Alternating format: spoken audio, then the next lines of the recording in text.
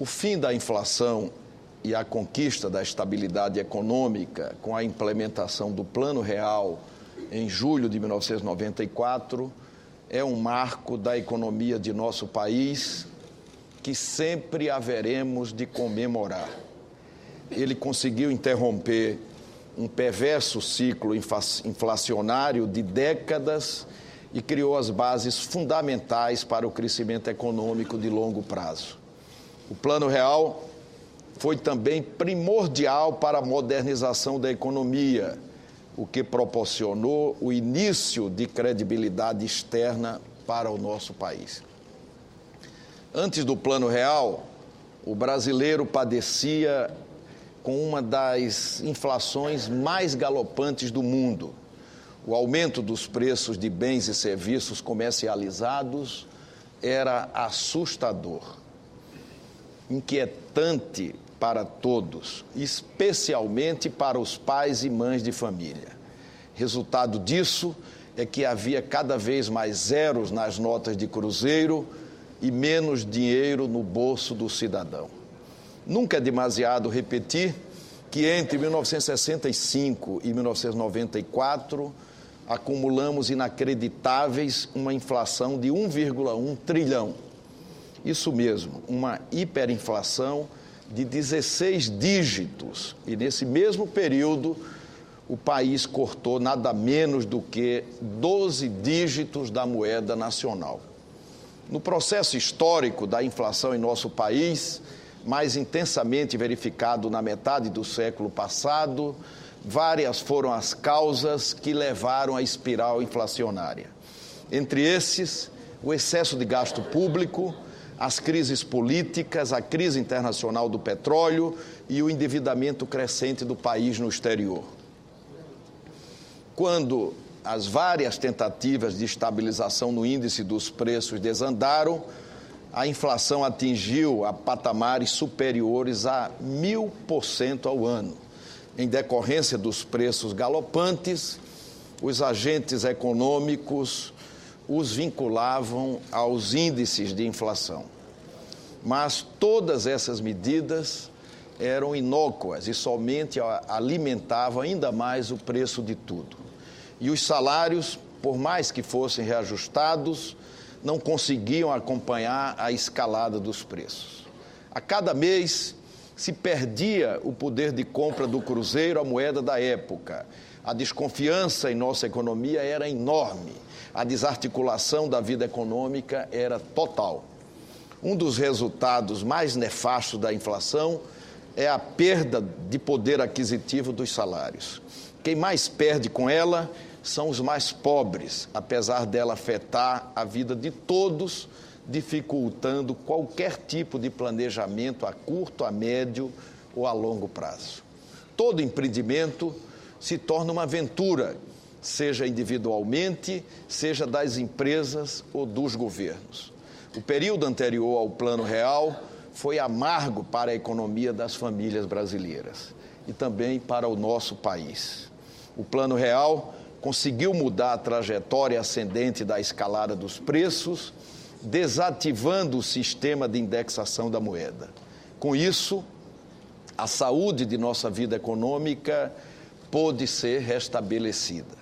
Deixamos de vivenciar taxas de inflação de 4 dígitos ao ano para conviver com taxas civilizadas de 1 dígito ao ano. Com isso, houve possibilidade de uma sensível melhoria da renda das camadas menos favorecidas da população. E mais importante ainda é que a superveniência do Plano Real nos permitiu enfrentar várias crises econômicas internacionais e nacionais, como a mexicana em 1994, a asiática de 1997, a russa de 1998, a desvalorização cambial de 1999 e a crise argentina de 2001. E agora, mais recentemente, a bolha imobiliária nos Estados Unidos e a crise no mercado europeu. Atualmente, a nossa moeda, o real, é a 16ª mais negociada no mundo e deixamos para trás as desconfianças internacionais sobre a capacidade do Brasil se organizar economicamente. Uma economia estável, com a inflação domesticada, permitiu ainda que se iniciasse no Brasil um dos maiores programas de distribuição de renda do mundo. Tudo isso é muito positivo, mas há ainda um longo caminho a percorrer no sentido de diminuir as desigualdades no Brasil. O importante é que o primeiro passo já foi dado lá atrás, em 1994, com o Plano Real, um patrimônio do Brasil e de sua sociedade. Por isso, gostaria de fazer esta homenagem ao saudoso presidente Itamar Franco e ao presidente Fernando Henrique Cardoso. Eles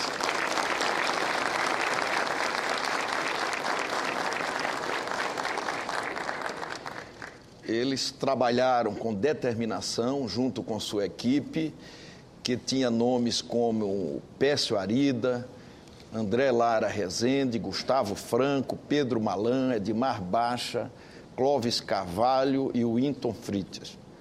Em nome deles, saúdo todos os demais que colaboraram para este êxito. O Plano Real, como bem assinalou o presidente Fernando Henrique Cardoso, é uma demonstração de que é possível mudar o mundo quando se tem vontade e capacidade para fazê-lo. Essa determinação, a vontade de acertar e o espírito democrático que marcaram a gestão do presidente Fernando Henrique Cardoso, com quem tive a honra de trabalhar na sua equipe ministerial.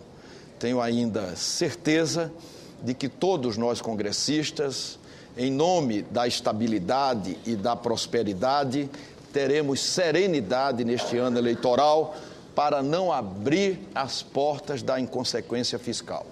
O Senado Federal tem feito a sua parte. Além de votarmos leis que aperfeiçoam a nossa democracia e também a economia, estamos cortando gastos, ampliando a transparência, fundindo organismos internos, reduzindo contratos, extinguindo funções comissionadas e eliminando desperdícios e privilégios. Em 2013, ao contrário das suplementações orçamentárias habituais, deixamos de gastar 275 milhões de reais.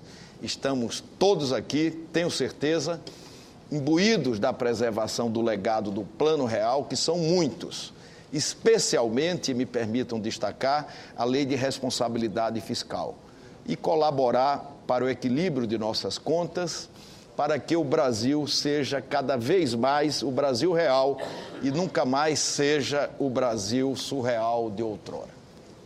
Obrigado a todos.